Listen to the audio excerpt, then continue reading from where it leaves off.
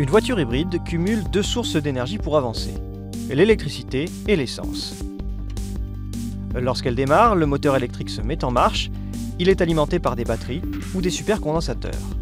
Lors de fortes accélérations ou au-delà d'une certaine vitesse, un autre moteur à combustion thermique à essence prend progressivement le relais jusqu'à le supplanter complètement. La gestion des deux moteurs, complexe, est confiée à un ordinateur de bord qui analyse la vitesse, la pente, la charge des batteries et le freinage pour répartir l'effort. Une partie de l'énergie libérée lors du freinage ou en descente est récupérée pour recharger les batteries.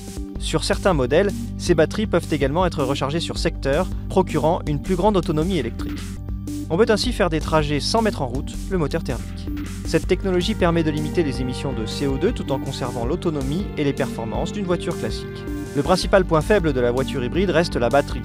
D'un côté, pour réellement limiter les émissions polluantes, il faut une autonomie et une puissance électrique suffisantes et donc une batterie de grande capacité.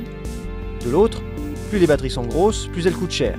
Elles sont le plus souvent au lithium, un matériau dont la rareté devient une préoccupation, et sont très compliquées à recycler.